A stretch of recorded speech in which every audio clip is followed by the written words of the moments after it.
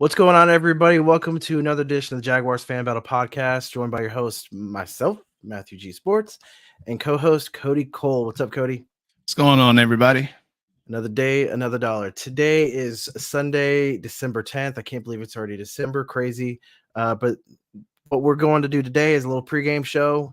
The Jaguars are playing visitor to the Cleveland Brownies, where Jaguars are coming off. Both teams actually are coming off defeats. The Jaguars lost in overtime to the Bengals without Joey Burr.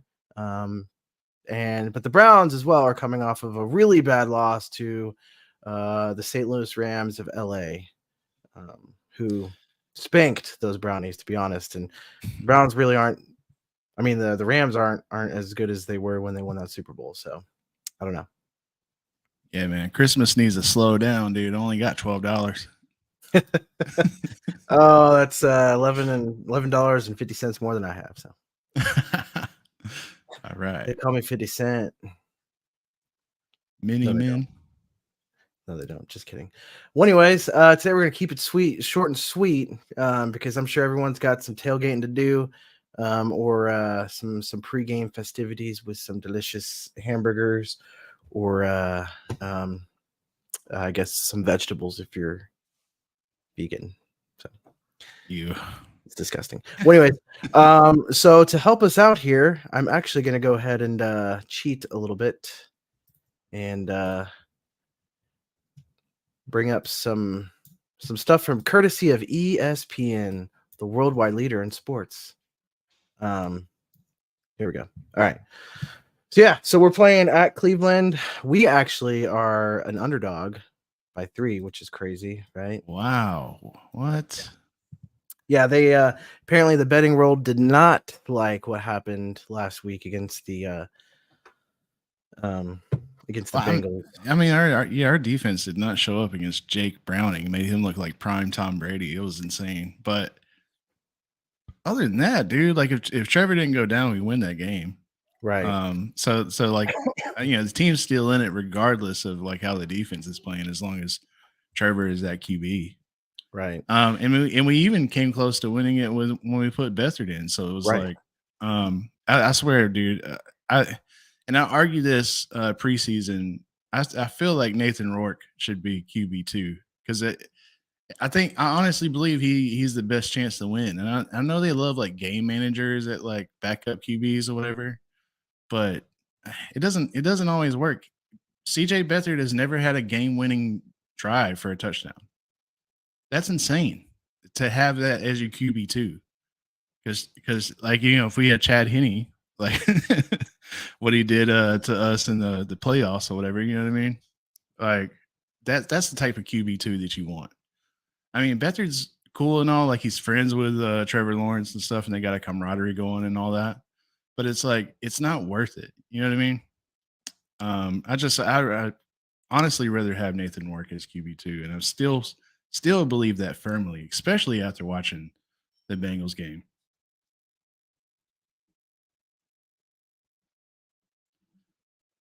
Can you hear me? Your mic's not on.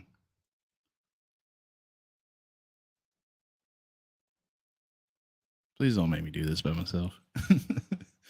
Hey, if you're just now tuning in or whatever, we got some technical issues. I know you can hear me now, right? Yeah, I can hear you now for sure. Yeah, it's the audio isn't good. I'm not sure what's going on with my mic here. It's I have this fancy Yeti microphone, but for some reason it's not wanting to work. But anyways, what I said was, got to find a way to pull out is what Theo says, and I said that's what she said. Defense is good. Got to block Garrett. See, the thing about Garrett, and we'll actually talk about Garrett. Let's pump the brakes on that one. Kind of want to go back to the Cincinnati Bengals game. I know Vegas knows a lot, and there's a reason they make a lot of money. So you kind of got to trust a little bit that 3-point, but it's still pretty close. They're saying essentially it's a field goal game, almost a gimme. But going back to the Cincinnati Bengals game, the Bengals played lights out. Arguably a perfect game outside of those a couple crazy calls that they made on offense. Outside of that, I mean, their quarterback played out of their mind. Our defense played like pure doo-doo, like pure, like just garbage, and it still went into overtime. So it's like our worst game against their best game. It's overtime. So, and our best quarterback went out. So, I can see why they want to say it's 3, but if I'm a gambling man, my money's that the Jaguars are going to win. So, yeah, that's the historical. Has Yeah, there see the been a Browns game? lost the Rams. Say again? Has there been a game this season where like you felt like the offense and the defense were both clicking at the same time?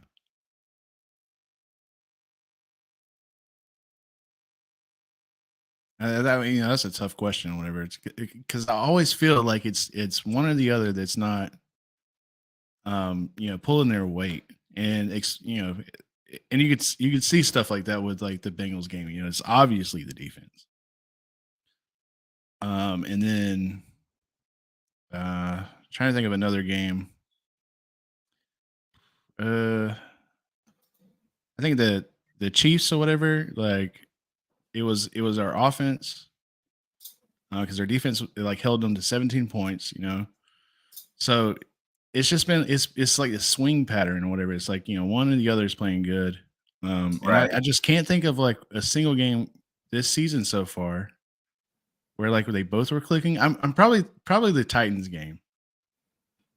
Would you say I that? think there are a couple games where I think we clicked both sides. Like, I mean, there are a couple definitely. I think there are more games that we give them credit for where it wasn't like last game where just the defense was atrocious. But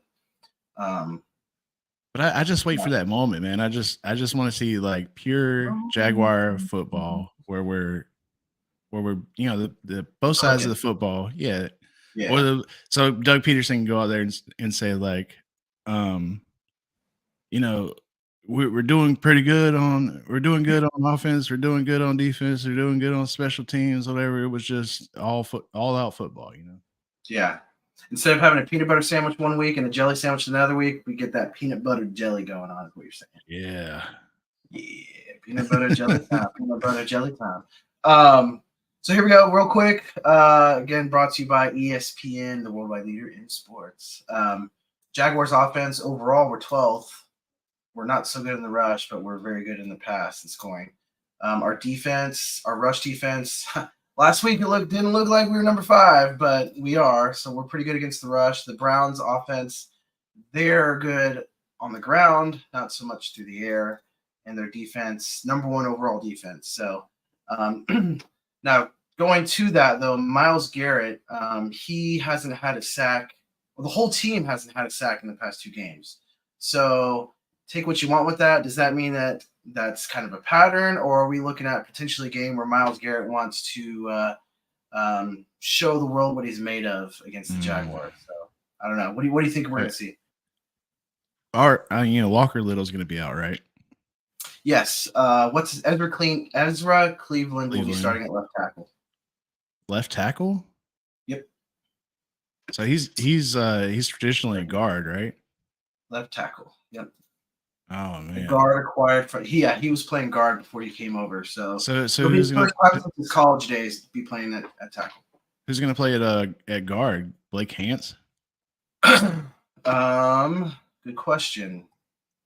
I'm just wondering how our offensive line is going to be set up because Walker Little has been killing it at left tackle. And then Ezra Cleveland playing guard on the inside or whatever. I feel like that was a good scenario. And the only thing that sucked about that was when Walker Little got backed up and then stepped on Trevor Lawrence's ankle. But that's the only and that's not even a play. It's like just a mishap or whatever.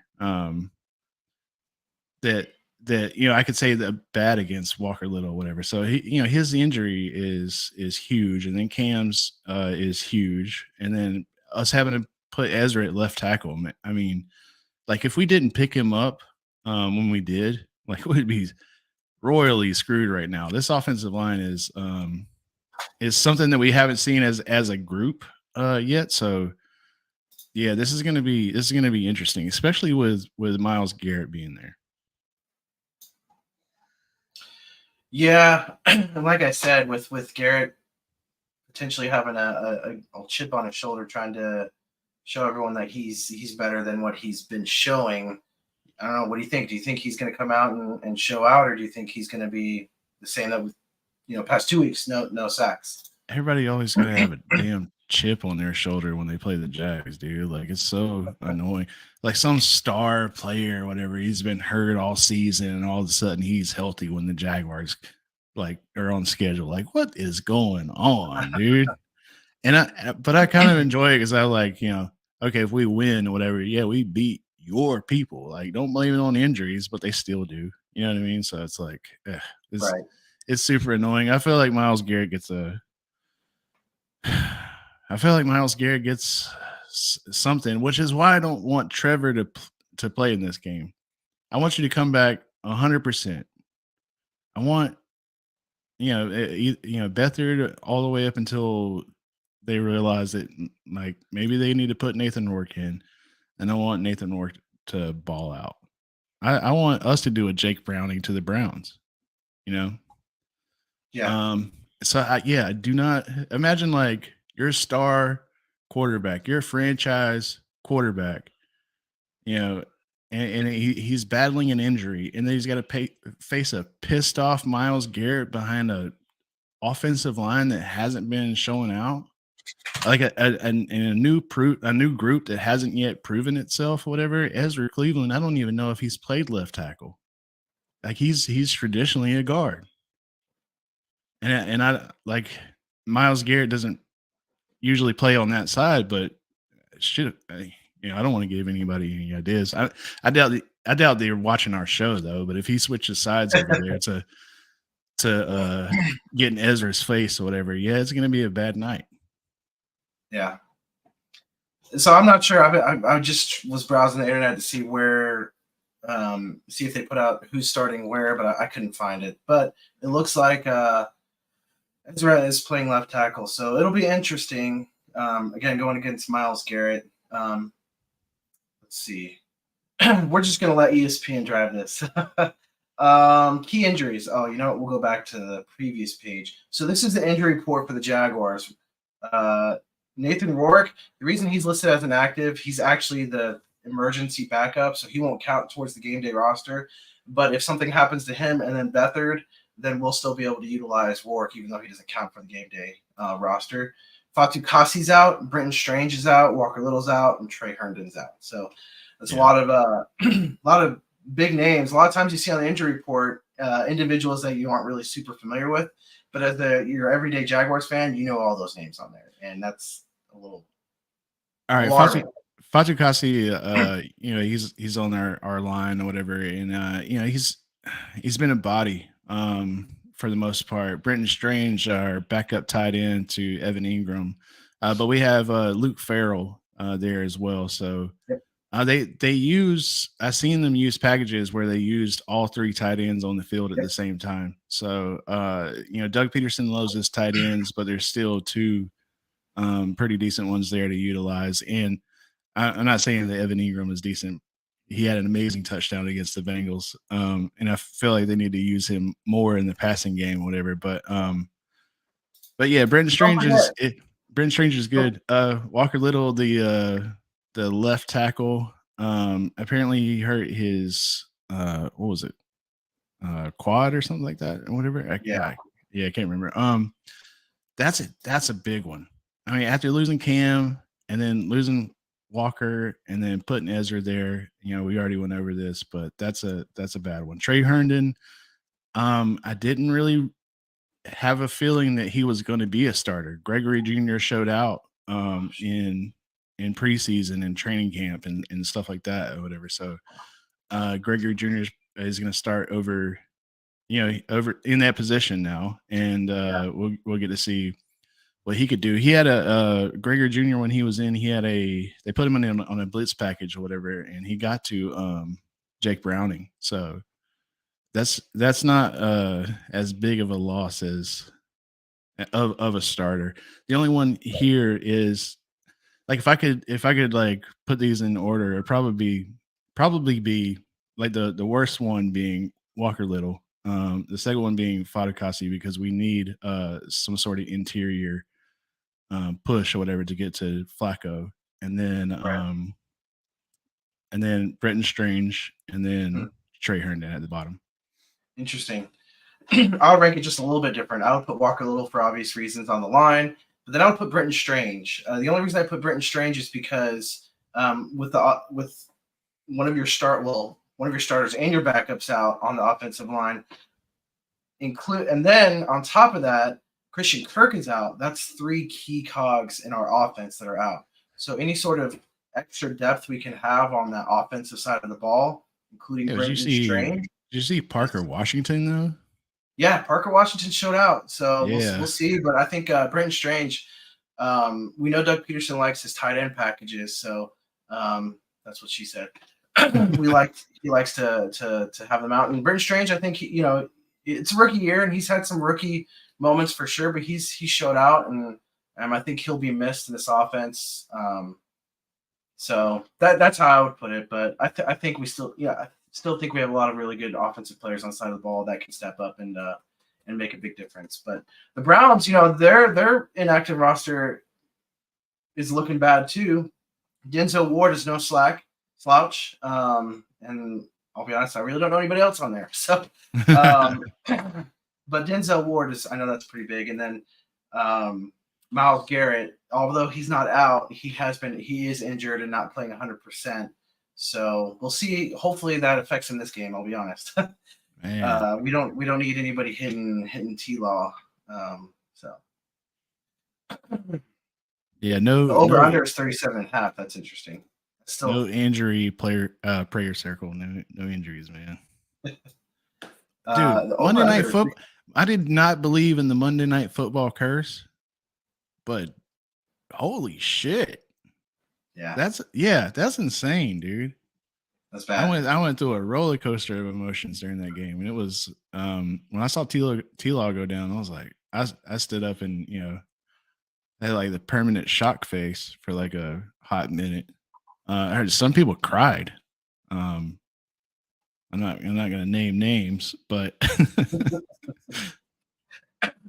man, listen, it was a tough week for myself as a sports fan. All right, I'm a Florida State fan. I am not gonna go into that, but y'all take with that what you want. It was a tough week as a sports fan, but although I will say Florida State women's soccer won the national championship, so what's up? We got a chip this week. So yeah, I guess just a little kind of closing out the game. Deshaun Watson is out. He is currently getting a massage, getting ready for his sitting up in the box. And Joe Flacco, the elite passer from Baltimore, will be starting in place of Deshaun Watson. We'll see what he does. Let me put on my Baltimore accent. Did you just say Joe Flacco from Baltimore? That's right. He's elite. Talking about the greatest quarterback that ever played. Go Ravens. All right, I'm back. I think Josh Allen is gonna get at least one sack in there. Let's hope our number 1 overall pick, Trevor Walker, can get a couple sacks in there too. Because as we all know, regardless of what people say, Trevor Walker is better than Aiden Hutchinson, and I think he's an elite pass rusher. So come at us if you guys want to. Yes. You're just you're just speaking facts, dude. I hate when people get mad over the truth. You know what I mean? It's so annoying to me. What are you doing? Truth. Like Aiden, shut up. Trayvon was the pick, dude. It only makes sense. Here's something interesting. I looked it up the other day, but it's also this article sitting in front of us right here. Oluokun is leading the NFL with 131 tackles. We know that he did that in the 2 previous seasons. He ended both past 2 seasons as the NFL's leading tackler. Now, a lot of people like to point out and say, well, when your team is bad and the other team's offense is on the field a lot, you're going to get a lot of tackles. Well, listen, we went to the playoffs last year. We hosted a game in the playoffs, so we're better than you. And not only that last year, but this year we're better than you. And he's still leading the NFL in tackles. We are elite, and you aren't. Dude, his jersey should be, close to being number 1 in jersey sales or whatever. It's crazy. The guy's silently deadly, man. Just like your box. Just kidding. Anyways, he's amazing. I think that's about it. Any last words you want to talk about? about this pregame show about the upcoming game? No, I mean it's it's Cleveland or whatever. They're up there, they're in the dog pound and stuff like that. So, I don't know. I don't know. I don't know how cold it's going to be or whatever. I don't know if that's going to affect It's anything. not. I think it's 50 Yeah, degrees. yeah. I don't know. It's just everything's gonna be on the field or whatever, like it should be. I love that, man. It's gonna be traditional football. I think like you could take out the Bengals and put them in that and put the Jaguars in that division or whatever, and we would fit. Like that's our style of play. That's our football. Typically, it is, but it wasn't Yeah. last week. Well, fuck So you. listen, we didn't have that. I think I talked to you about it, man. The way that Travis Etienne last week ran was not ideal. You know, the way that the Bengals running back, what's his name? Joe Mixon. Joe Mixon, the way that he was running, where he was running for every extra inch that he could, is what we want to see. You talked about it, right? Yeah. So, man, we got a few minutes. So okay. I love ETN. I love ETN. I love ETN. Saying that and then putting that aside or whatever. If you're looking at this from an outside perspective, they're about the same, body type and architect type of quarterback or type of running back or whatever. But Joe Mixon, when he gets hit first contact or whatever, he doesn't always go down. When ETN does or whatever, it's usually that's the end of the play or whatever. He'll get 5 or 6 or 7 or whatever, but for some reason like it's not always like fighting for that extra mile or whatever. Which is good for longevity for a running back, but if you get ETN in open space or whatever, it's a done deal. It's a touchdown. And he could run a mile long and he could run it quick. But Joe Mixon is my personal favorite type of running back.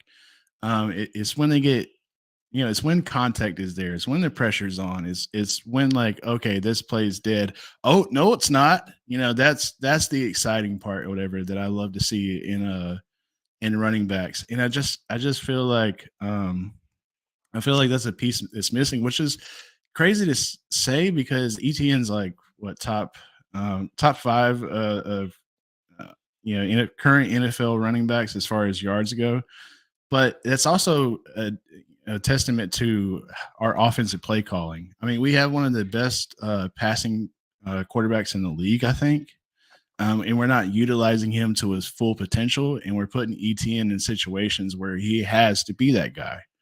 And that's crazy to me because it's like if we could put Trevor Lawrence in that situation or whatever where he has to be that guy, and he will be. But we're doing it to ETN instead. So yeah, if you run like 30, 40, 50 plus times a game, whatever, that's going to happen, and you're going to get those type of numbers, regardless of what type of running back you are. But I feel like when those yards that you need, and people are stacking the box, I feel like Joe Mixon is who you would want in the backfield. And so I wish there was a lightning and thunder type of running back core. And I hope Tank Johnson would be the Thunder, or Tank Bigsby. I hope Tank Bigsby would be the Thunder. But that didn't pan out too well. Dearness Johnson has been pretty decent, but he's not as much thunder as you would think he would be. So yeah, I know that ETN is lightning, and I want to keep him as lightning, but I just want a thunder type of running back, especially for like getting those hard first downs that we need to get. Because Trevor Lawrence extending his quarterback throwing arm across the pile is cool to look at, and it needs a name, Air Lawrence or something like that, or whatever, just like the brotherly shove. But I would rather us have somebody like like we had Leonard Fournette doing that instead of our franchise quarterback doing it. You know what I mean? I would rather there be a thunder to break through that to get those hard first downs that we need. Yeah. You know, and ultimately touchdowns or whatever. That would be insane in the red zone. You know, if we had Joe Mixon in the red zone, I wouldn't even sweat it. Yeah. So yeah. So you're a big fan of the physical style where Travis Listen, man. Etienne is finesse. I mean, yeah. but he's good at what he does. That's the thing. Like as much as we want him to be that guy that can crush the pile, he's finesse, and with that finesse, he's actually the 6th leading rusher in the NFL today, and he actually isn't having a really good year. So I'll take it. But I do agree. I think we do need to have that change of pace, right? Like where we run this finesse running back, but on occasion we need to have that guy who can just light up the pile and make the linebackers regret having made contact with them. So. You already said you're an FSU fan in this podcast, so I'll break the silence. I'm pretty sure I mentioned this before, but I'm a Georgia fan. Go Dogs! That's right. And with that being whatever, what I'm watching on Saturdays was Herschel Walker, Todd Gurley, Nick Chubb. You know, I want to see somebody get ran the fuck over. You know what I mean? I mean, we got Cam Akers, Dalvin Cook.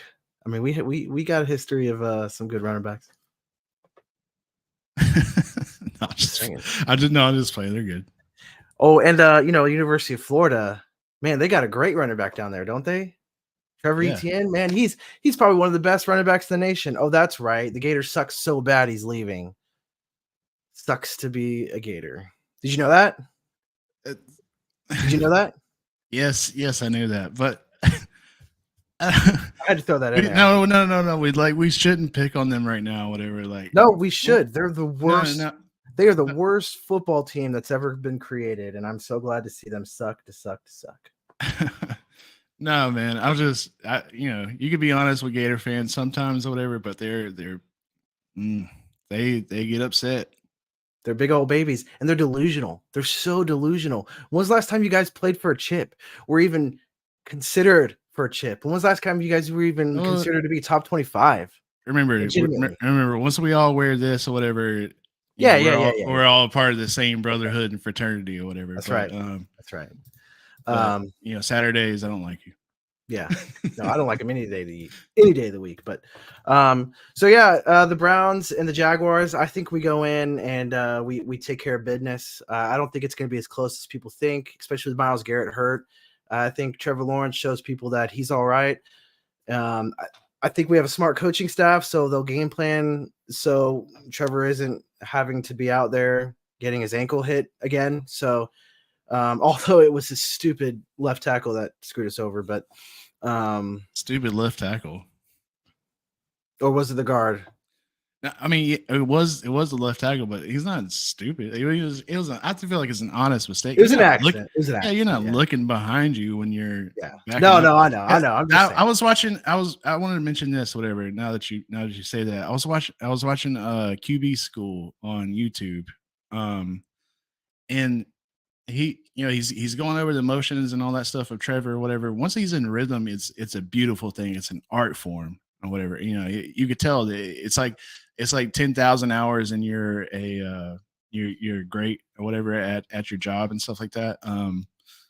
That you could tell like he put that work in. He has 10,000 hours plus, right? But for some reason, when that pocket gets smaller, if there's danger to the left and then free space to the right, Trevor will go left. Trevor runs towards danger. And I feel like the pocket was coming in and he was stepping up at the same time. Like I feel like that's a little bit on both of them. That miscue, whatever, was a detrimental to Trevor and Walker. They're both injured. So, that's one of those, like, you practice, get those reps in or whatever, so you don't have to do stuff like that during game day, whatever. And it was a weird mistake, and it happened on Monday Night Football, whatever. And I'm starting to believe in that whole curse a little bit too, which is crazy. We have the You're muted.